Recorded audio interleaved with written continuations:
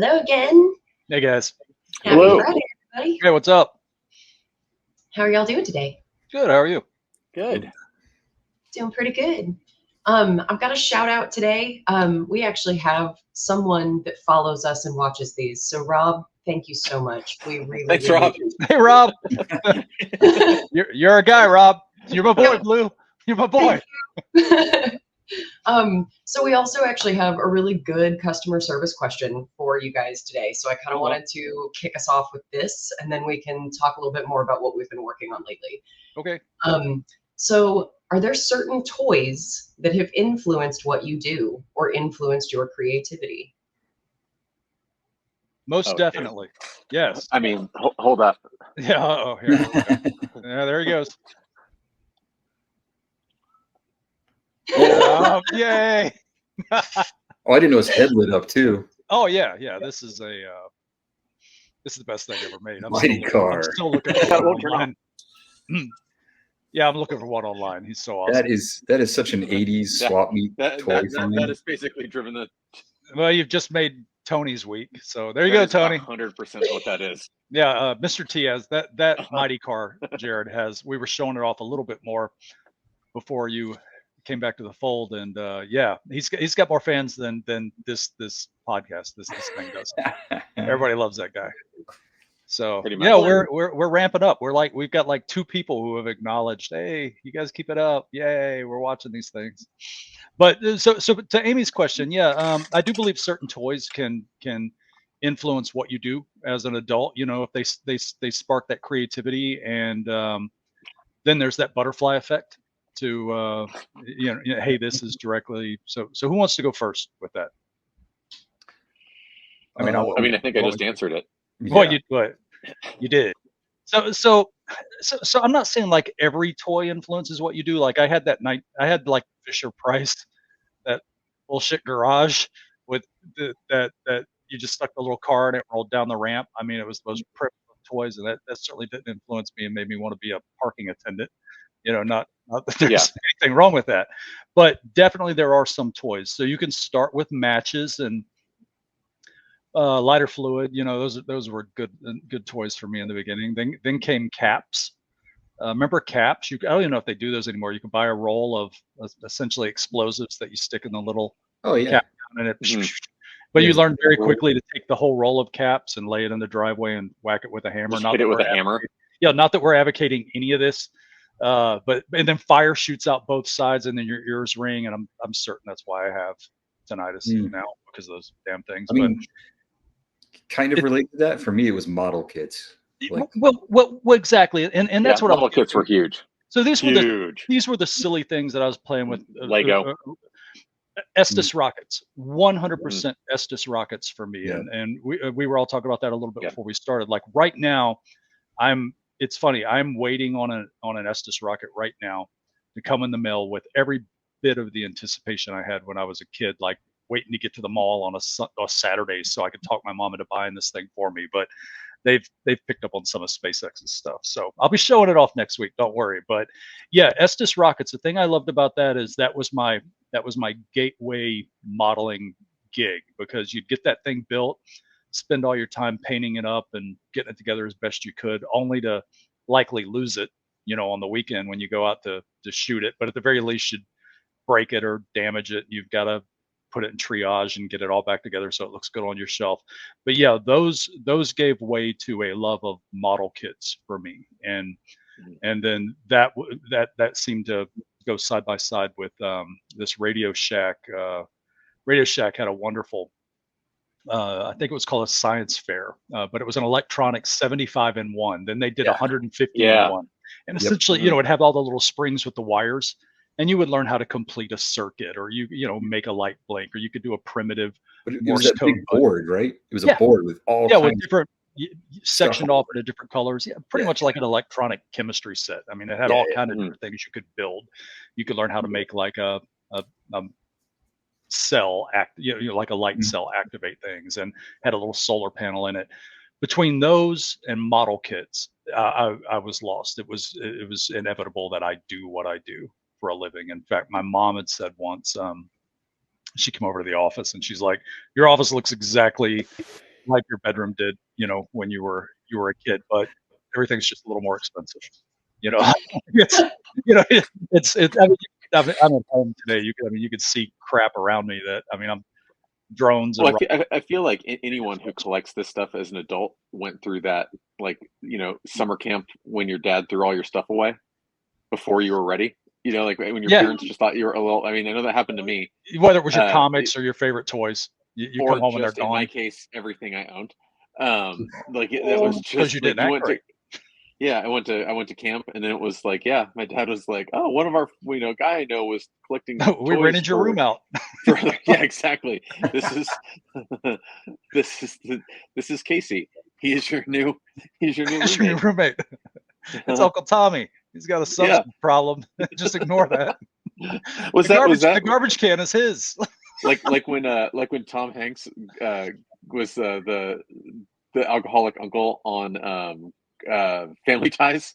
Yes. And they catch him in the kitchen drinking that was like a very vanilla special extract. issue of Family It Ties. was a very special one. Yeah, where Tom Hanks is chugging vanilla extract, episode. And then I think he hits Michael J. Fox. I strangely remember this. Yes, yeah. Uncle Tom Hanks got hammered on extracts, and then threw Alex across the room. He was drinking Scope. He was. That's great. I'll talk about it. I mean, talk about a sideline. Is that what shaped your character, bro? Is that no? Because you directly do it shaped you, it molded you. Anyone can see what I have back here, but like, there's nostalgic connections to some of it. Like my GI Joes. Like GI Joe was a big toy line for me growing up, and again, like all got thrown away, so I went and rebought them later. Star Wars, which is all over there, same thing. Like one of my big actual Play-Doh toy lines. But stuff like Mego figures, like I never had any Mego figures growing up. That's something I kind of thought was a little cooler later on. Downstairs over here, I have some other toy lines that I just thought were kind of cool. I think actually, this is probably the last toy line I remember buying as a kid. It's super dusty because I live in the high desert. But I think this '89 Batman was probably the end of. You were a kid when that came out? This was '89, so I was 12. You were like 26 when that came out. Yeah, it's 37. No, but I remember my dad bought this for me, I think, on a trip to London. And I remember this kind of being the last toy line I played with before I started to feel like I was a little too old for toys. All right. Yeah. I mean, as you can see, we still love Batman. I mean, I have my Batmobile down there, and then I have our super dope Bat Grapnel right here with our radio and cuffs and glyph, and I have a lot of Batman stuff. I have more Batman stuff than I thought I did. And we've talked about that, how I think everything we've made at Paragon is directly, and we've never made a just cause. We've never made something that was somebody else's, hey, you guys need to do. I mean, one of us had to love it, to talk everybody else into doing it. But usually how can you not love these Mego classics? There you go. But yeah, so Batman and all that, yeah, absolutely. We kind of do what we love, but it is an interesting question in how much can what starts, again, that butterfly effect that influences you to such a great extent that you. I mean, we've all talked about this. What we do, we don't really live in the real world, right? The only people we associate with is the four of us. And Tom, we'll count Tom when he's mumbling and stuff at us, but that's really it. And Sean. Oh God, what just happened?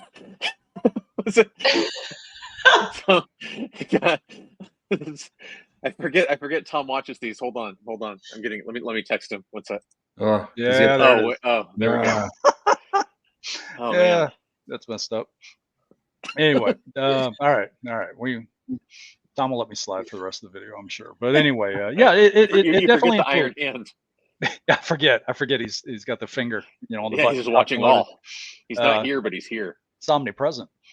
Mm-hmm. But yeah, it definitely influences what we do, how we do it, and to that extent. So, like I said, I'm eagerly awaiting my Estes rocket, just like I did, when I was 12. And or any for anything else I loved. But in fact, once I ordered this Estes rocket, I was on eBay and I'm looking around and I found like the 1979 Estes catalog, And I just remember how I would get lost in that in school, because of course I didn't pay attention in school, and I'm just staring at this catalog nonstop and just wanted everything in it, and just loved it. So most definitely, usually back to your original question, Amy, and a long-winded way to answer it. Yeah, models, definitely models, but more so rockets in the beginning, and then I think the first real model I ever got, and I went looking for one the other day, was Evel Knievel's Sky Cycle. There was a badass model you could get of this, and it came with what was supposedly an autograph of. I mean, it did come with an autograph of Evel Knievel, but it was. Did they do an Evel Knievel Estes rocket? I know they did some licensing. They did like a Star Wars rocket. I don't recall if there was an Evel Knievel licensed rocket, because that's kind of when he was doing his. That same time would have been where he had all his deals with Ideal.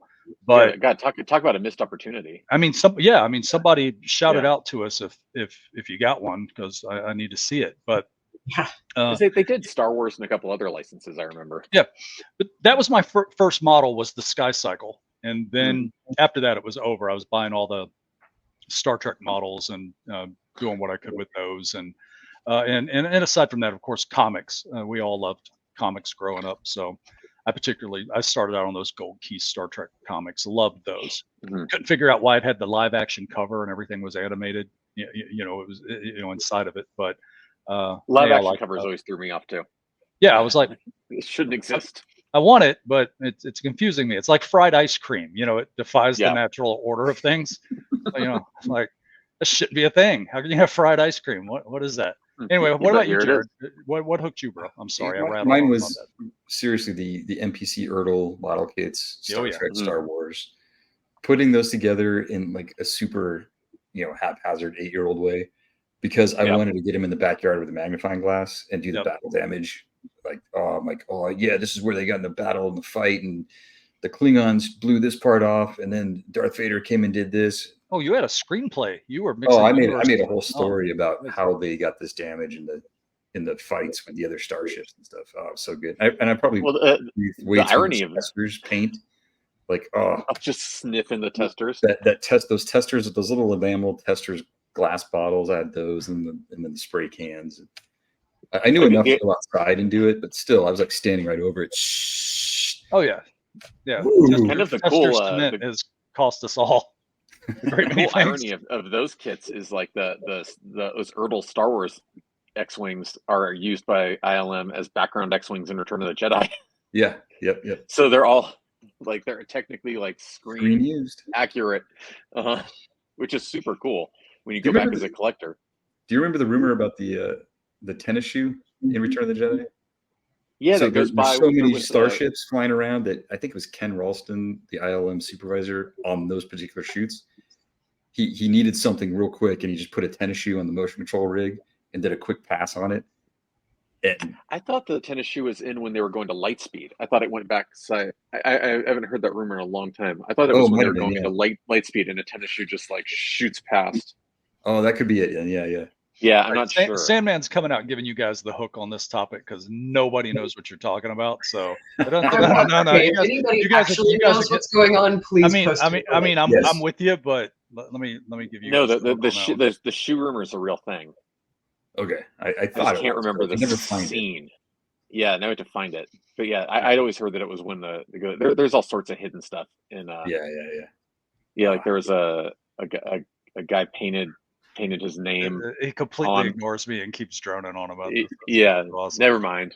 Yeah, just anyway. So model kits, Star Trek model kits. The landing party model kit was the one I loved the most. It came with the little phaser communicator and tricorder, and I first saw that in the back of a comic book. It was remember the Johnson Smith where you'd order the hand buzzer and the whoopee cushion and the giant ghost as your friend and all that. The monkey, little monkey. Yes, and it's like I think it was a live monkey. It came to you in a box with holes in it. But well, it started out live.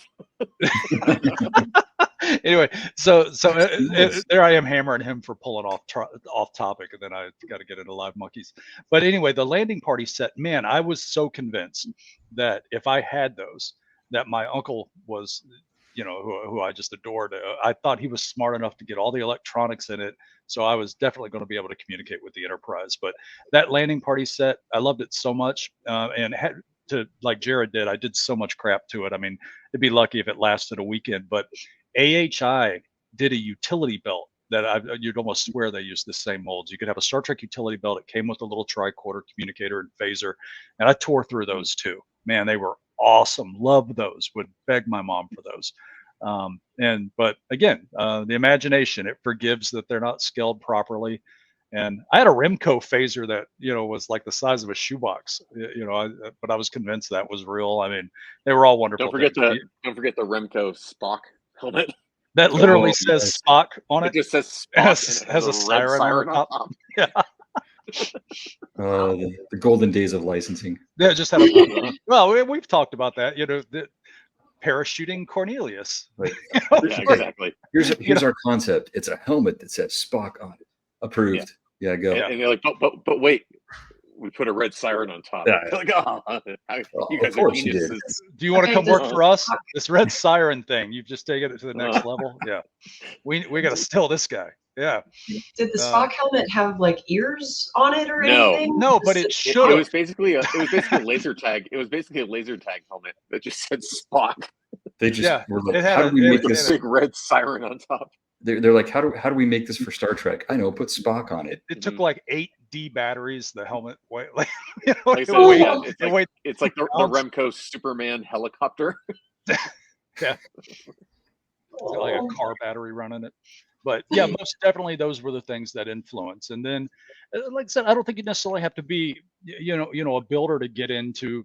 I'm not suggesting you got to be a builder to get into what we do, but since all we do is build stuff and look at things that we can recreate, it's an interesting question to see what steers us. And then, Amy, I would imagine you got a love for cinema early on. Yeah. Talk about what steered you down the path. So my dad actually collected die-cast cars. Like Corgi and stuff? Yeah, and they all had their own little cases, and they had, beautiful display in our media room. And at some point, I had found a car model kit. I loved Mustangs back in the day. And I mean, I still do, but not the new ones. I mean, I found a metal model kit of a 67 Mustang, and I begged my dad to get it for me, and he was kind of like, you do realize this is not built, this is a model kit, you will have to put this together. Oh, but it'll be like yours, and I can do it like that one up on the wall. And I just thought it was the coolest thing. So he helped me build my first metal model kit, and very, very minimal glue, had a couple of decals that ran down the hood of the car. But I just thought it was the coolest thing. So I probably have 10 or 11 that I could still put hands on, that, that the wheels actually turned the front, or the steering wheel moved the front wheels. And so you could actually push them around, maybe about 1/64th scale, or maybe smaller than that. I mean, it was smaller than a normal die cast at that 148. Yeah. But it nurtured a mechanical aptitude. It nurtured, an interest in such things. Yeah, and then I built fireworks one summer and blew a bunch of stuff up. It was pyrotechnic. After my heart. Yeah, and that is fully true. I'm not trying to get you guys on a gig or anything. That one is actually fully true. It's great. And for everybody else, we always play a little game with each other now. Is it true or not? Because all of us have such off the wall experiences. You never know if somebody's bullshitting or not. But so we're like, true or not, we did that before we started. But yeah, fireworks were a big part of my upbringing. I didn't understand logistically how to put it together. Again, I guess you could. My mother would, he's so creative. Hercules.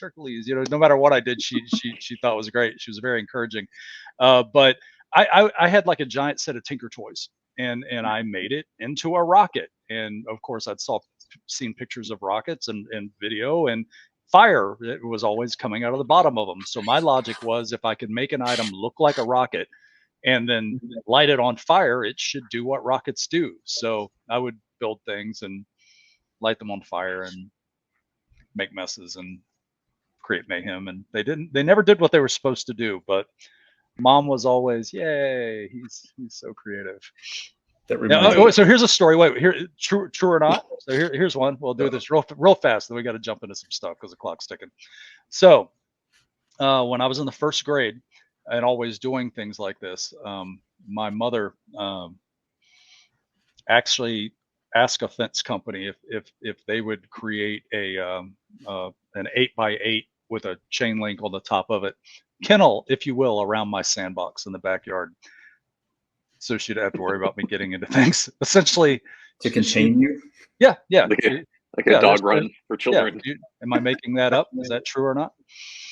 That's gotta be true. That's One true. of these days, I'm gonna get to meet your mom, and I feel like I will have a better understanding once I do. I think it's But true. to be really honest, I think that one might be true. That one sounds so absurd. It's actually it's true, and she hates this story. So I actually have really small. You can see how my hands are very close to my head, and they didn't start out that way. I had really big ears. I mean, the cab doors were open when I was a kid. So much like you would dock the ears of a Doberman Pinscher, my mom found a plastic surgeon to put my ears very close to my head, and she docked my ears when I was in the first grade. It was an experimental surgery, and it was controversial because they don't even let you have a nose job until you're like 18 or so. But my ears were so big, they said that was okay. True or not? That's false. That's got to be false. It is false. But I told when I first met Rhonda, everybody here knows Rhonda. Rhonda's my wife. If you guys order from us, Rhonda, get your stuff together. Well, and Sean helps too. But when I first met her, that was the first bullshit story I told Rhonda. And I convinced her that she's like, "Oh, your ears are so tiny; they're so close to your head," and I gave her the whole. My mom docked my ears like a Doberman, and she believed it for the longest time till she actually met my mother, and my mom's like, "No, I don't know why he tells people that. I don't know why he does that." So anyway, all right, enough of this nonsense. Let's move on to stuff we do. Amy, what do you got? Yeah, what have y'all been working on this week? I know, but do you want to share what you have been detailing out this week? Yeah, let's keep Tom happy. We'll talk about props. You guys never talk about props. Don't. I'm not saying anything bad. Don't delete me from the screen. So Tyler and I spent a lot of time this week working on the Godzilla Oxygen Destroyer. You worked on that with Jared. You worked on something. Yeah. Sorry, Jared. Yes. Which you all may have seen. We shared a video of it earlier in the week. Indeed, the animation of parts going together and everything. And just FYI, guys, that video was to show you how we engineered the item. Obviously, it's not a model kit, and we're not going to make you assemble it. Yes, good point. Sorry, that was my 2 cents. Keep going. As Amy does a preemptive strike on customer service questions. Yes. All right. It's going to be a 1-1. I mean, it's going to be one of the biggest things we've ever made. It'll be a 1-1 replica of the Oxygen Destroyer, and now we're just playing with. It's one of those things. We don't want to pull it out of its universe and make it do ridiculous things that it never did. We want to stay as true to form as we can with the original. And I'm trying not to give anything away. It's really hard to talk about it, right? Without giving some stuff away. But we're working on the materials, what it'll be made of, how we'll display it. We're playing with some ideas for the base and that sort of thing. But Jared and I have had a lot of fun going back and forth with it this week, just talking about, it's funny when you get into these things, how ornate you might want to make something as simple as a display base and how much time you can really burn up talking about that. Do we put a brass plaque on the display base? Do we make it silver? Or do we want it to illuminate? How much of a cost driver is that? How much would that actually inflate the retail price if we do? All those things that go into designing any prop, but this one, just the sheer size of it. This is definitely something you see on somebody's desk behind them. This is something that's displayed proudly, like you would see a framed football jersey of your favorite quarterback, or a Super Bowl football, whatever. I mean, it's a substantial piece, and we recognize the audience for this and what they expect from us. So yeah, the pressure's on, and we're enjoying it a little bit. What do you think, Jared? Yeah, it's fun to have these discussions because often in the background we'll have the movie going because we're talking about how can we display it, like you said, and what function can it have, and we always refer back to the film as often as we can with any of the items we work on, just because that is everyone's experience with it, is how they saw it in the film. So it's fun to have Godzilla on in the background while we're talking about this. Oh, it does this. Oh, it's cool. This is where you first see it. Here's how he's holding it. We try and make every element of what we're putting into the product a considered thought behind what is seen on film. So the collector has a really authentic experience with the finished product. That's a great point. We do that. I guess it's completely subconsciously even we've created an environment, right? When we're talking about this stuff. So like when Jared and I were on just a Skype yesterday, and it's literally playing in the background, and we were discussing sound effects. Like what the sound that it makes under the water, and we're both playing it, and we're like, oh yeah, it does, does this and that. I mean, we were really going deep with it. I mean, taking a look at the environment before it's submerged, and all the prototype.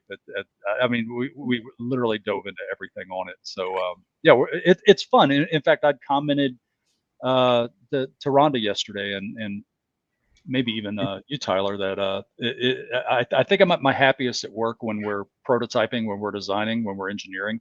If I could just be left alone to make stuff, that would be, I would be at my happiest. When I could just that's all I want to do is just make, design, engineer, and bring this stuff to light. But the pesky details of keeping us afloat interfere sometimes. but actually opening the door, cutting the lights on, stuff like that. But it's the price we pay. Yes, I'm at my happiest when we can do those deep dives. So it's a lot of fun, and we've got, of course, so many other things we're working on right now that we want to talk about. And again, I'm trying not to give too much away on this one, but yeah, we should be. I think we're going to be completely done with our prototyping and probably have our first model together in the next 2 to 3 weeks, right? What you said? That's about right. And then it's just a matter of, again, what we can make it of that's reasonable, and what we believe most closely resembles what you see on screen. So yeah, we're excited. And then following that, we've got bunches of other things that I'm just trying to figure out if we want to get too far into those right now. Probably not, because time's running long. Here's a sneak peek. Or do you want to do? Yeah. I was going to say let's bookmark here on Godzilla, unless you've got anything else, Jared. And then no, I think stay tuned for more. Sign up for our newsletter. Follow us. If you're into Toho Godzilla, you're going to love this. Just stay tuned for more. Yeah, well said. And then we can jump over to Jurassic Park, because simultaneously while Jared and I were digging around on all things Godzilla, Tyler was at work on our first peek at. So this is what we kind of consider, if we've sort of gone into the production process before. This is actually what we call our first factory sample. So not final, we're improving things like the colors, the way it sits, but this is the first sample of our Mr. DNA statue. Spin him around for me, Tyler, because I mean, no, the other way. No, turn him around. Keep going. There we go. That's there he is. I'm so used to how we orientated him for which hand is on the left. I was just trying to get a. Well, it's actually kind of cool because you can kind of just wherever you want at home. Yeah. Well, yeah. He's helixed. So that was one of the things when we set out to do him. That was you can see from the sides. That was one of the things the studio called out. They didn't want it. They didn't want just a straight up. And well, I'll let you talk about it. No, they didn't. They want him to have like a kind of a DNA helix, and it's big. I mean, it's good sized. Yeah, we're talking a foot. I mean, it's a substantial thing. Very cool. I don't think anyone's done anything like this. I mean, there's like stylized versions, but I don't think anyone's even come close to doing like a more accurate statuesque version like this. Yeah, so this is gonna be a first. We're excited about him, and the idea was, that he looks fantastic next to the cryo can, of course. Yeah, and just as a matter of scale, he's so much bigger than the cryo. Yeah, I mean the base is big enough. You can actually just set your cryo here. It's funny. I know how. Yeah, I didn't even think about that. I know how big that is, and it's really not. It's difficult to tell. Scale wise, even with you holding it, it's. I mean, it's big. It's over a foot. Yeah, it's like 13 inches with the base, probably, right? Yeah, somewhere around there. It's good size, and it looks smaller too when you're doing because the head is transparent. Oh yeah. So I mean, it's actually it goes up to here. Mm-hmm. My hand's on the top of it now, so I mean it's sizable. Yeah, it's a cool piece. We're excited about it. Every once in a while, when we get those first samples in, you're like, oh, well, it needs this or it needs that. That one, I think we all were like, oh wow, that looks great. Yeah, that one. I mean, as far as first samples go, that was a really good first sample. Because we talk about this. Oftentimes, first samples are a little rough around the edges. And it's and again, so much bigger than it appears to be there. You don't have a cryo behind you? Didn't I send you a cryo, or is this like the Blade Runner? This is Blade Runner all over again. I let you take one home from Dallas, bro. You have one. You didn't let me take one home from Dallas. No, that was me. I have one in the garage. No, Tyler and I talked about it. You were like, hey, can I take this home? I'll put it in my carry-on. Well, yeah, because I was going to go get Wayne White to sign it, and then I just didn't. So I did offer you one. I did allow you to have one. You just sheer laziness stopped you from actually taking it home. After the Dreyfus affair, didn't feel like talking to celebrities anymore. That which shall be forever referred to as the Dreyfus affair. The Dreyfus affair. Yeah, you were offered one, is what I'm getting at. You just refused to. Yeah, I was gonna go get it signed, and then as long as we've established that. Okay, good. Well, with that, Amy, I got nothing else. So. Okay. Well, thank you guys for entertaining my question and talking to us about the Oxygen Destroyer and Mr. DNA. So until next time, we will tune back in next week. All right. We'll see you guys. Excellent. Everybody.